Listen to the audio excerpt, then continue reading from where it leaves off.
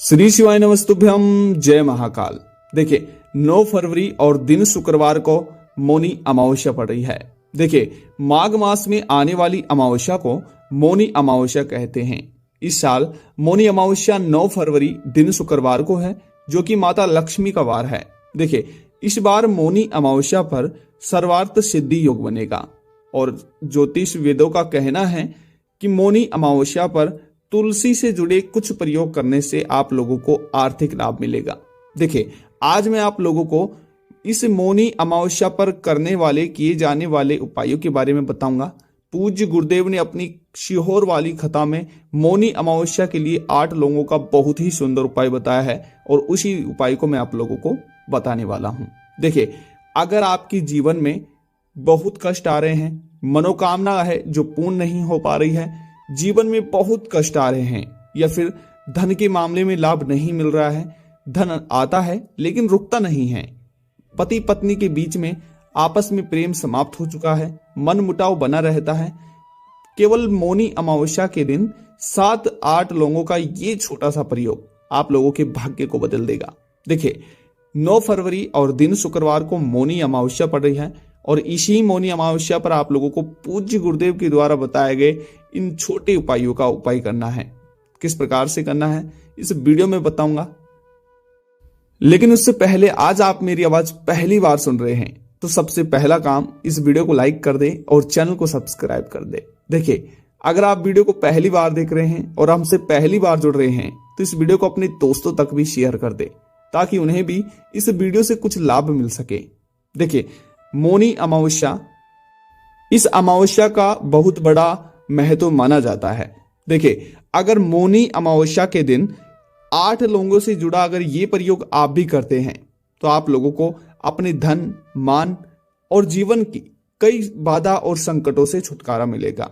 देखिए मौनी अमावस्या पर करने वाला ये 8 लोगों का उपाय है घर की सुख समृद्धि के लिए और घर में आर्थिक स्थिति जो आ रही है उसे दूर करने के लिए। देखिए आप लोगों की इस उपाय को किस प्रकार से करना है पूरे विधि के साथ समझ लीजिए। इस उपाय को करने के लिए आप लोगों को सबसे पहले लेना है 8 लौंग। जिस प्रकार से आप लोगों को स्क्रीन पर दिख रहे होंगे इस तरह से आप लोगों को 8 लौंग लेने हैं और लौंग लेते समय आप लोगों को एक छोटी सी बात का खास ध्यान रखना है कि लौंग लेते समय जो लौंग आप ले रहे हैं वे सभी लौंग फूल वाली होनी चाहिए और बराबर की होनी चाहिए। मेरा कहने का मतलब है कि जो लौंग आप ले रहे हैं वे लौंग बिल्कुल भी टूटी फूटी नहीं होनी चाहिए, क्योंकि आप लोगों को तो पता ही है और पूज्य गुरुदेव ने भी कई बार अपनी कथा में बताया था कि टूटी हुई जो भी चीजें होती हैं, टूटी हुई कोई भी जो वस्तु होती है वह वस्तु एक तरह से खंडित मानी जाती है और अगर उस वस्तु से फिर हम जो भी उपाय करते हैं उस उपाय से हमें कोई भी लाभ नहीं मिलता है। अब देखिए 8 लौंग ले ली। 8 लौंग लेने के बाद में आप लोगों को लेनी है एक शहद की डिब्बी। अगर आपके घर में पहले से शहद है तो कोई बात नहीं, अगर आपके पास शहद नहीं है तो आप लोगों को बाजार जाना है और बाजार से एक शहद की 5 रुपए वाली डिब्बी आपको लेकर आनी है। अब देखिए शहद लाने के बाद में आपको अपने सीधे हाथ की अनामिका उंगली से, क्योंकि पूज्य गुरुदेव ने इस उपाय को अपने हाथों से खुद कर बताया था और पूज्य गुरुदेव ने भी कहा था कि मौनी अमावस्या या फिर कोई भी अमावस्या हो, माघ मास में पड़ने वाली किसी भी अमावस्या पर अगर आप ये उपाय करते हैं तो उपाय करते समय जो आप लौंग के ऊपर शहद लगाएंगे वे अपनी अनामिका उंगली से लगाना है। तो देखिए 8 लौंग लेने के बाद में अपने सीधे हाथ की अनामिका जो छोटी वाली उंगली है उस उंगली से आपको शहद 8 लौंगों के ऊपर फूल के ऊपर लगा देना है। देखिए आप लोगों को जो 8 लौंग है उन 8 लौंगों के ऊपर जो फूल है उस फूल को पूरी तरह से सान लेना है। इतना कर लिया।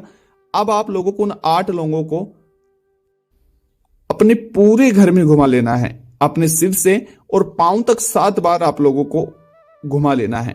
देखिए अब इतना करने के बाद में अगर आपके घर में तुलसी का पौधा है तो तुलसी के पौधे से इस उपाय को करना है। देखिए पूज्य गुरुदेव ने भी बताया था कि मौनी अमावस्या का जो दिन होता है इस दिन तुलसी के पौधे से जुड़ा प्रयोग करने से वास्तव में कई गुना ज्यादा लाभ देखने को मिलता है। देखिए जो 8 लौंग आपने ली हैं, अब उन 8 लौंगों को मौनी अमावस्या के पर्व पर रात्रि के समय उस तुलसी के पौधे में गाड़ देना है।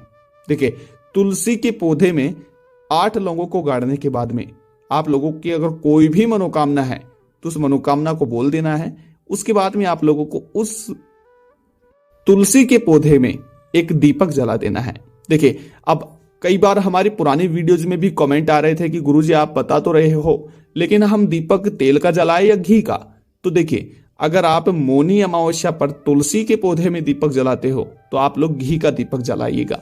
और मेरा तो मानना यही है कि जब आप कोई भी देवी देवता को प्रसन्न करने के लिए, अपनी मनोकामना को पूर्ण करने के लिए कोई भी प्रयोग करते हैं और उसमें दीपक जलाना हो तो आप देसी घी का ही दीपक जलाइए।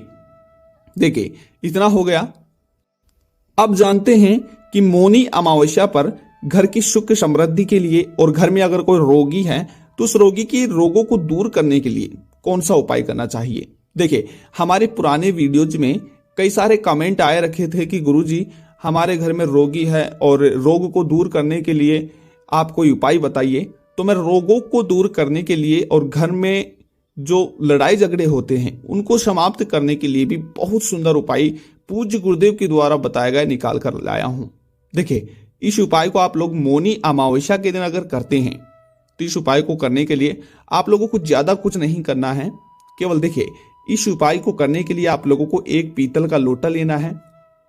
अब पीतल का लोटा लेने के बाद में आप लोगों को उस पीतल के लोटे के एक लाल धागा बांध लेना है, तिलक लगा लेना है। उसके बाद में आप लोगों को 3 पत्ती वाली बेलपत्र लेनी है।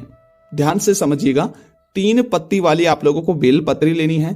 3 पत्ती वाली बेलपत्री लेने के बाद में उन तीनों बेलपत्रियों पे आप लोगों को शहद लगा देना है। देखिए, शहद आप लोगों को, जैसा मैंने पिछले उपाय में बताया था, शहद आपको अपनी अनामिका उंगली से ही लगाना है। देखिए, शहद आप लोगों को उस बेलपत्र की पत्ती की चिकनी साइड एक टपकी रख देनी है। इतना हो गया। अब आप लोगों ने एक लोटा जल ले लिया और आप लोगों ने 3 बेलपत्री ले ली। अब ये दोनों चीजों को लेकर आप लोगों को चले जाना है हमारे अधिदेव महादेव भोलेनाथ के मंदिर में। अब देखिए, भोलेनाथ जी के मंदिर में चले गए। अब वो मंदिर में जाने के बाद में आप लोगों को जो 3 पत्तियों वाली 3 बेलपत्री आप लेकर गए हैं, उन तीनों बेलपत्रियों को अपने मनोकामना बोलते हुए और धुतेश्वर महादेव, ध्यान से समझिएगा, धुतेश्वर महादेव का स्मरण करते हुए उस शिवलिंग के ऊपर आप लोगों को अर्पित कर देना है। अब देखिए, बेलपत्र आपने धुतेश्वर महादेव का स्मरण करते हुए अर्पित कर दिया है। अब आती है जल की बारी। तो देखिए, जल आप लोगों को श्री शिवाय नमस्तुभ्यम का जप करना है। देखिए, श्री शिवाय नमस्तुभ्यम का जप करते हुए शिवलिंग के ऊपर आप लोगों को उस जल को अर्पित कर देना है। अब जल अर्पित कर दिया। जल अर्पित करने के बाद में जो जल आपने अर्पित किया है उस जल को उस ही लोटे में, जलाधारी से बहते हुए जल को उस ही लोटे में थोड़ा सा आपको वापस भर लेना है। देखिए, जल भरने के बाद में आपको उस लोटे को वहीं पर रख देना है और भगवान शिव से आप लोगों को आपकी जो भी मनोकामना है उस मनोकामना के बारे में बोलना है। जो भी रोग आपके घर में है, जो भी कष्ट आपको सता रहे हैं, जो भी समस्या आपके जीवन में है, उन सभी समस्या, सभी दिक्कतों के बारे में आप लोगों को बोल देना है। देखिए, पूज्य गुरुदेव ने बताया था कि इस उपाय से आप लोगों को 1001% लाभ देखने को मिलेगा। देखिए, इतना हो गया। उसके बाद में आप लोगों ने जो लोटे में जल भरा है उस जल को वापस उठाना है और अपने घर की तरफ आ जाना है। देखिए, अब इसके बाद में घर आते ही जो लोटे में आप जल भरकर लाए हैं भगवान शिव की जलाधारी से, उस लोटे में भरे हुए जल को अपने पूरे घर में आपको छींटे मार देने हैं। देखिए, ये छींटे मारने से आपके घर में हमेशा सुख समृद्धि बनी रहेगी और घर में कभी भी आपस के लोगों में मन मुटाव नहीं रहेगा। घर के आपस के लोगों में हमेशा प्रेम बना रहेगा। देखिए, उसके बाद में जो जल बचा हुआ है उस जल को आपके घर में जो भी रोगी है उस रोगी को पिला देना है। अगर उसकी इतनी अवस्था नहीं है कि वह पानी पी सके तो कुछ पानी की बूंदे उसके मस्तिष्क पर डाल दे और कुछ बूंदे उसके मुंह में डाल दे। देखिए, पूज्य गुरुदेव ने कहा था कि कुछ ही दिनों के पश्चात जो रोगी है उस रोगी के बड़े से बड़ा रोग कट जाएगा, रोगी पुनः स्वस्थ हो जाएगा और कोई भी रोग आपके घर में प्रवेश नहीं करेगा। अतः घर में हमेशा सुख और समृद्धि बनी रहेगी। देखिए, पूज्य गुरुदेव ने इस उपाय को अपनी सीहोर वाली शिव महापुराण कथा में बताया था और पूज्य गुरुदेव ने कहा था कि माघ माह के किसी भी अमावस्या तिथि पर अगर इस प्रयोग को इसी तरीके से किया जाए तो इसमें लाभ भी देखने को मिलता है। देखिए, आप लोग भी इस उपाय को कीजिएगा। मैं आशा करता हूं कि आपका हर दिन शुभ और मंगल हो। पुनः मिलते हैं नई वीडियो में नई जानकारी के साथ। ओम नमः शिवाय, जय महाकाल।